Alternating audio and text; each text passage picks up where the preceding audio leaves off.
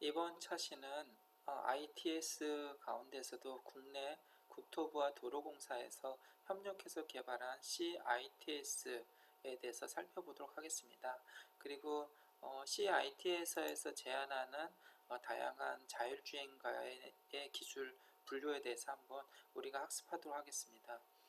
먼저 Cooperative Intelligent Transform System이라고 앞서서 설명드린 것과 동일한 개념입니다. 그래서 노드 사이트 유닛이라는 단어 대신에 CITS에서는요 노드 사이트 이큐먼트 장비다라는 개념으로 명칭이 바뀌었고요.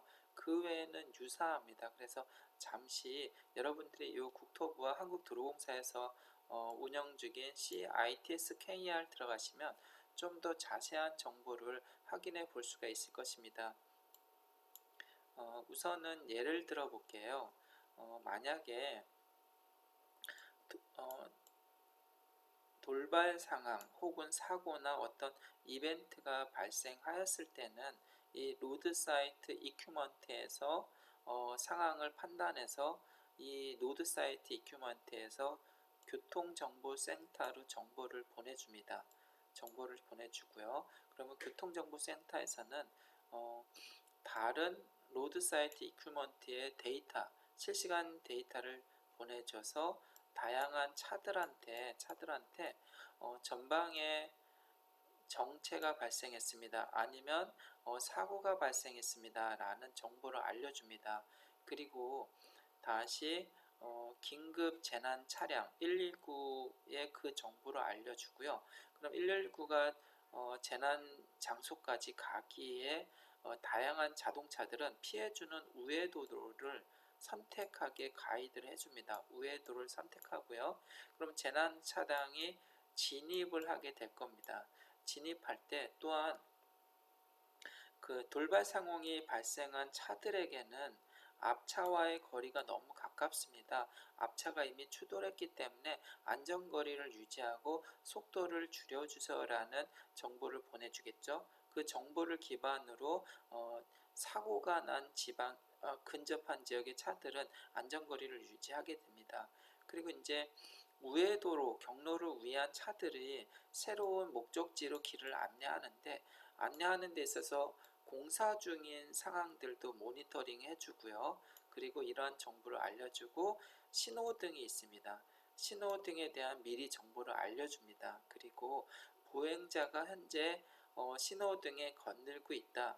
아니면 신호등이 변경되었지만 아직도 보행자가 건너고 있다 등등등의 정보를 지속적으로 실시간적으로 알려주고 있습니다. 교통정보센터에다가 그 교통정보센터에서는 그러한 자료를 RSE 로드 사이트 이큐먼트에다 전송하면 그 정보가 주변의 차량에게도 그대로 전송이 된다. 그래서 이러한 보행자 정보라든가 그러한 공사 정보를 수집을 해서 인공지능 자동차, 자율주행 자동차가 거기에 대비해서 운전을 하게 된다라는 시스템 개념입니다. 그대로 다시 한번 정리를 했습니다. 그래서 이 CITS 개념을 다시 한번 접근을 해보면 결국은 V2I라는 개념이 들어옵니다. 인프라스트럭처 개념이 오겠고요.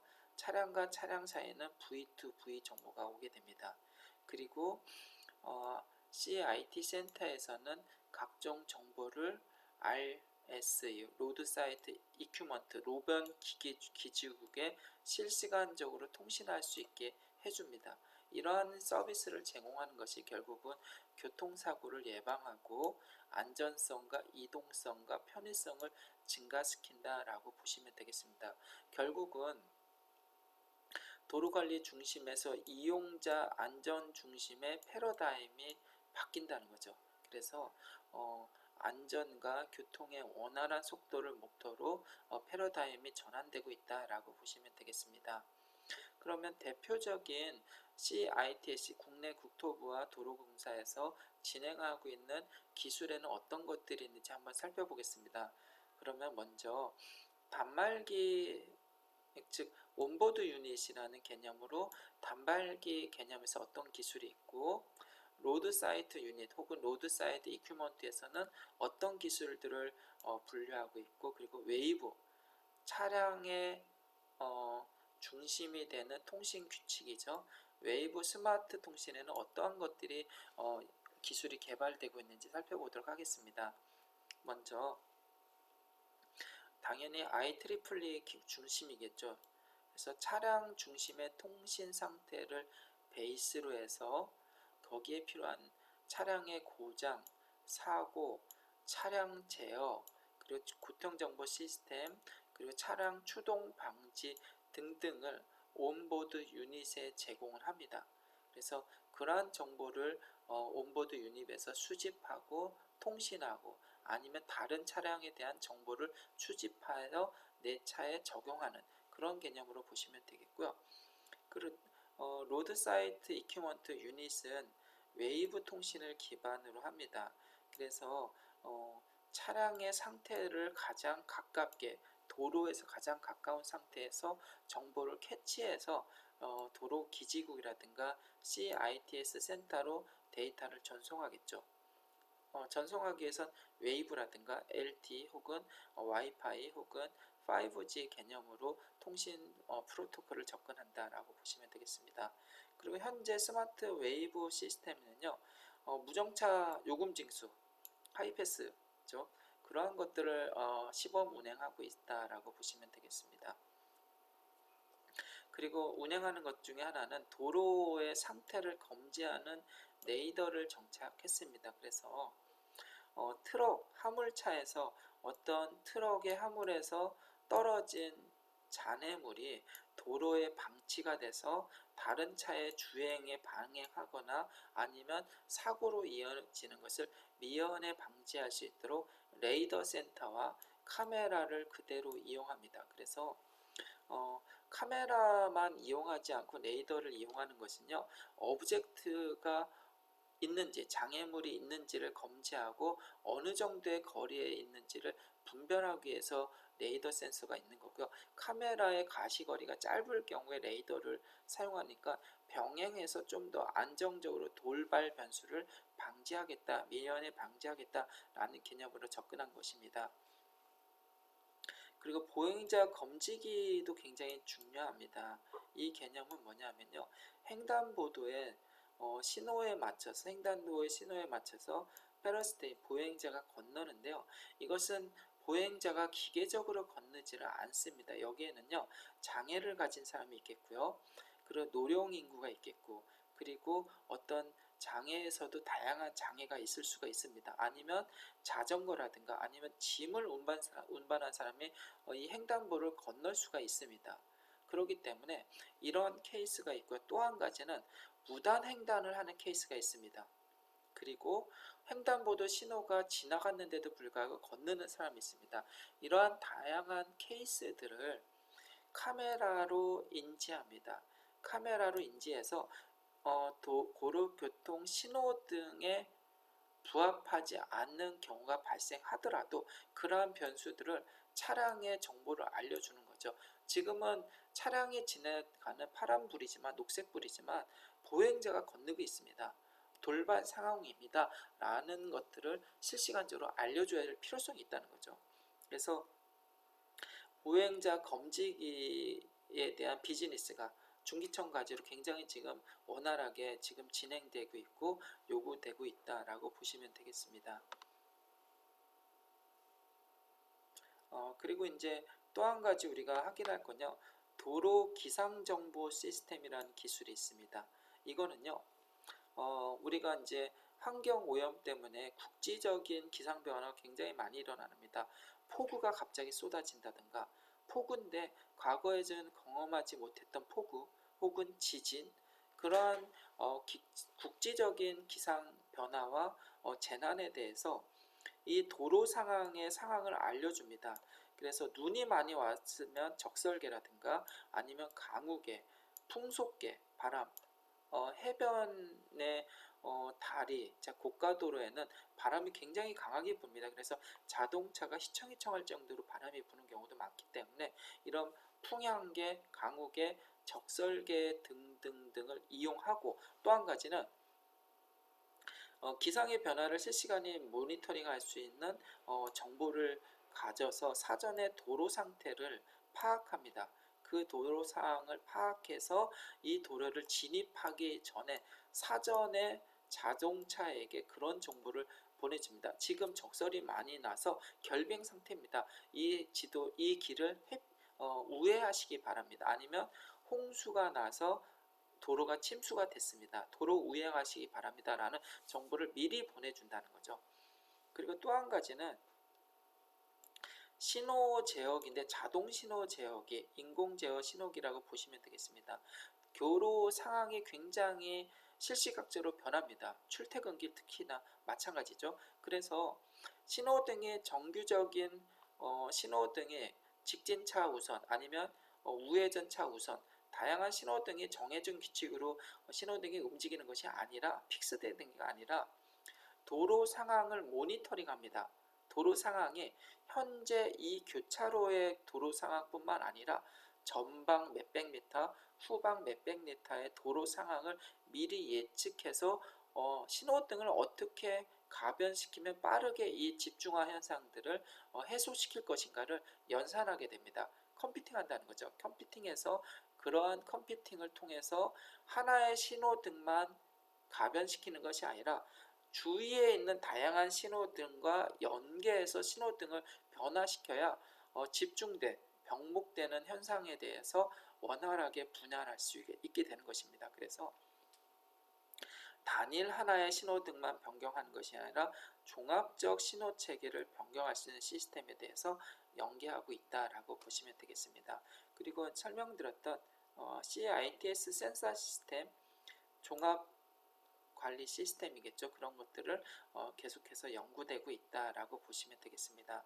그러면 이런 CITS 개념에서는 자율주행이라는 것을 어떠한 개념으로 바라보고 있는지 좀 살펴볼 필요성이 있습니다. 먼저 자율주행 프로세서를 살펴보면요, 제일 먼저 인지 단계가 있습니다. 인지 단계가 있고요. 그 다음에는 판단 단계가 있겠고요. 그리고 실행 제어 단계가 있을 수 있겠습니다. 그런데 한 가지 우리가 빠졌죠. 우리 원래 자율주행에서는 인지 전에 로컬라이제이션, 포즈 에스티메이션이라는 단계가 있습니다. 즉 자동차의 위치, 로봇의 위치를 실시간적으로 변하는 로봇의 위치, 자동차의 위치를 알려줘야 되는, 모니터링하는 시스템이 필요합니다. 그러한 내 위치를 현재 모니터링하고요. 그리고 다양한 도로의 상태라든가 장애물의 상태 등등등을 인지합니다. 거기에 더불어서 라이다와 카메라로 차량에서는 그러한 장애물과 어떤 돌발 상황에 대해서 인지를 하지만, 또 한 가지 CITS 개념에서는 V2X에 대한 정보를 제공해 줍니다. 그리고 노드 사이트 유닛에서 다양한 차량의 정보, 교통의 정보, 도로의 정보까지 보내줍니다. 그러한 건 토탈 시스템을 인지 단계로 파악을 한다라고 보시면 되겠습니다. 그리고 우리가 파악할 것 중에서는요, 이렇게 인지한 것, 즉 차량이라든가 보행자, 신호등, 차량 등의 정보를 로드 사이트 유닛에서 받고 나서요, 마찬가지로 도로라든가 이런 고정 지물 인식도 마찬가지입니다. 이걸 만나서 판단을 해야 하는 단계가 있습니다. 앞차의 관계가 너무 줄어든다. 속도는 변하지 않는데. 그래서 차선에 대한 변경 여부, 추월의 여부, 그리고 좌회전, 우회전에 대한 여부, 그리고 급정거에 대한 여부, 그리고 내가 가야 되는 목표 지점, 골이죠. 골까지 가는 경로, 트레이스 경로를 변경할 건가 말 건가, 궤적을 변경할 건가 말 건가, 속도를 변경할 건가 말 건가라는 판단을 해줘야 됩니다. 인지한 다음에 판단을 해야 되겠죠. 판단 다음에는 실제 자동차에서 이것을 제어해야 됩니다. 가장 중요한 건 캔 통신이겠죠. 그리고 이더넷 통신이겠죠. 이더넷 통신. 그래서 이더넷 통신으로 이러한 판단 정보를 받아서 조향 장치라든가 가감속 장치, 헤드램프, 그리고 브레이크 시스템, 그리고 안전벨트 시스템, 그리고 블랙박스, 다양한 것들을 제어하는 단계가 존재합니다. 이렇게 인지, 판단, 제어를 CITS에서 보는 자율주행 프로세스와 시스템이다 라고 분류를 했습니다.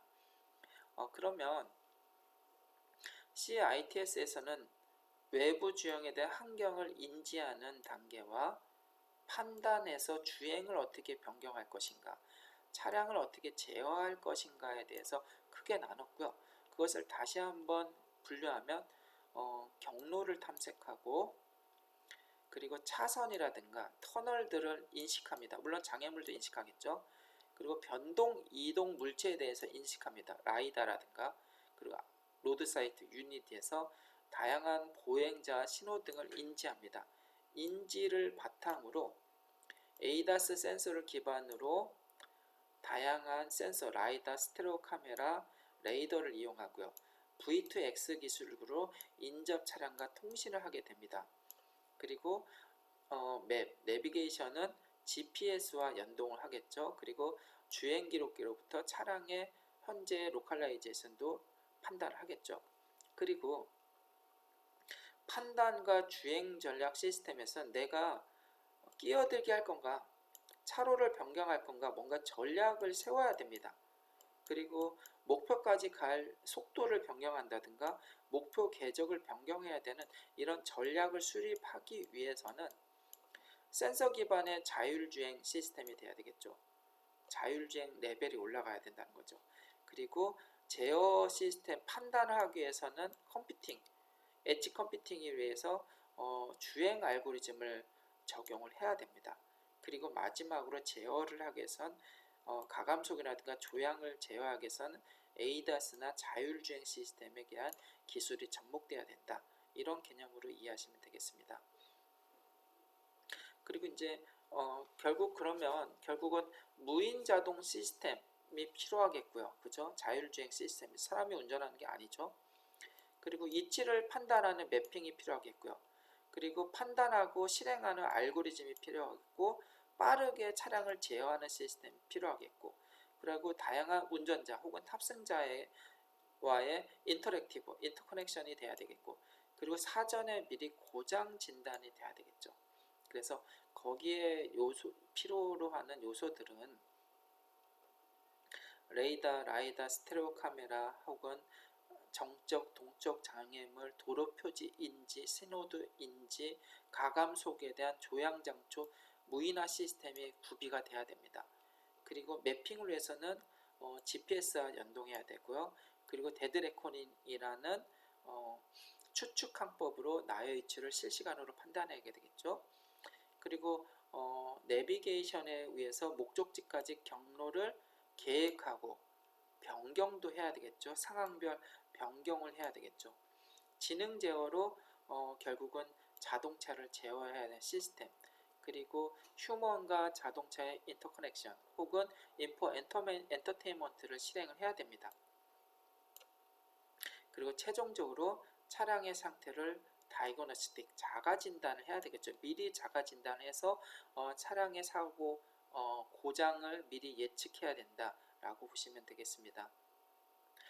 그리고 이제 우리가 두 번째로 ITS 다음에 판단할 것은 ADAS라는 개념입니다. 그래서 우리가 ITS 혹은 자율주행이라는 개념 이전에, 훨씬 이전에 어드밴스드 드라이버 어시스턴트 시스템, 즉 운전자를 편하게 보조하는 기술이 ADAS가 먼저 태동이 됐습니다. 그것은 2012년부터 2015년 전에 15년 사이에 굉장히 붐을 이뤘습니다.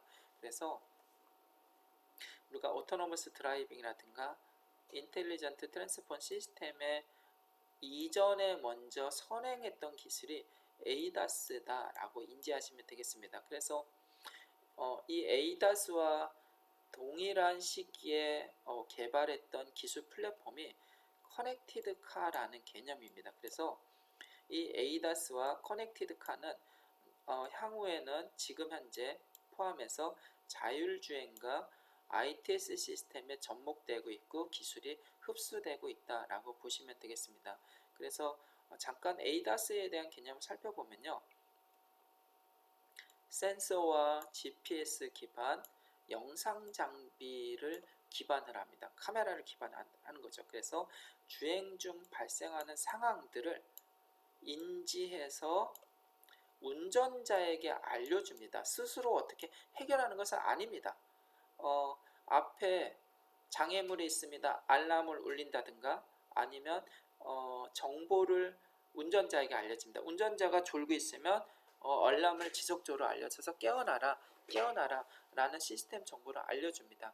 그러한 것들이 운전자의 보조 시스템이지 운전의 주체가 되는 건 아닙니다. 그래서 이 점은 꼭 이해하시기 바라고, 그래서 다양한 센서 기반으로 운전을 보행하는 보조하는 기술을 ADAS다라고 보시면 되겠습니다.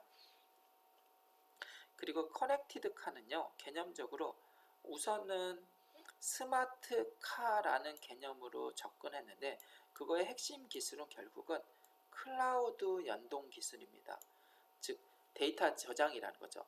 어떤 가상의 공간 클라우드 서버로부터 다양한 정보를 운전자가 스마트폰을 갖고 있지 않습니까? 스마트폰을 이용해서 자동차와 연결하는 것입니다. 예를 들어서 미리 우리가 스마트 키를 누르면 차량의 시동을 연결해서 히터와 혹은 에어컨을 가동할 수가 있겠고요. 예전에 그런 기술이 계속 활발히 연구가 됐었죠.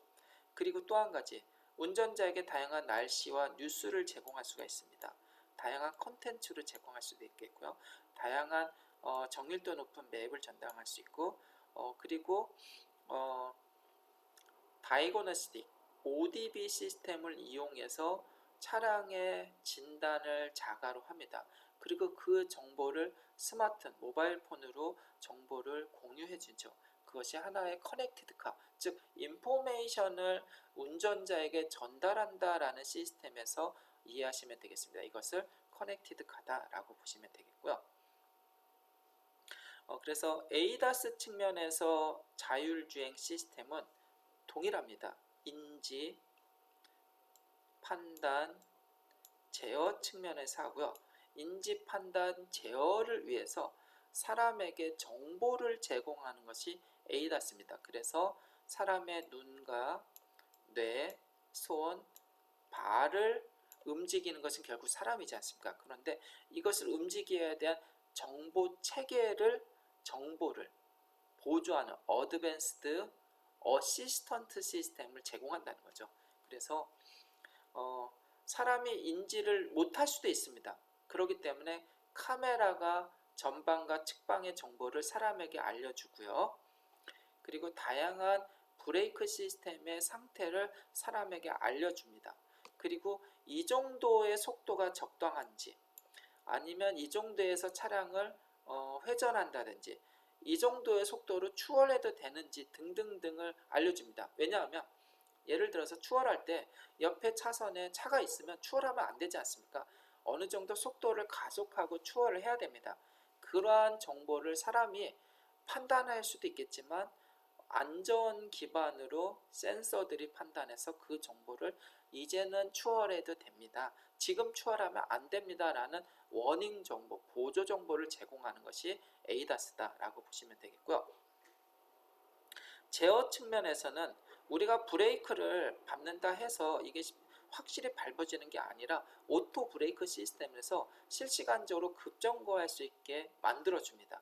그리고 사람이 이 정도에서 멈추면 된다라고 판단하지만 실제 더 먼저 빨리 멈춰야 될 필요성도 있겠죠. 그러한 것들을 자동 브레이크 시스템에서 그러한 것들이 운전이 된다, 운행이 된다라고 보시면 되겠고요. 가장 중요한 건 CAN 통신입니다. 이러한 정보들이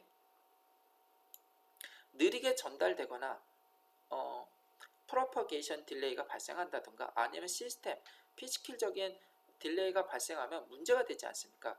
그래서 이러한 문제점을 제거를 하기 위해서 CAN 통신의 신뢰성과 안전성을 만들어줘야 된다라고 보시면 되겠습니다.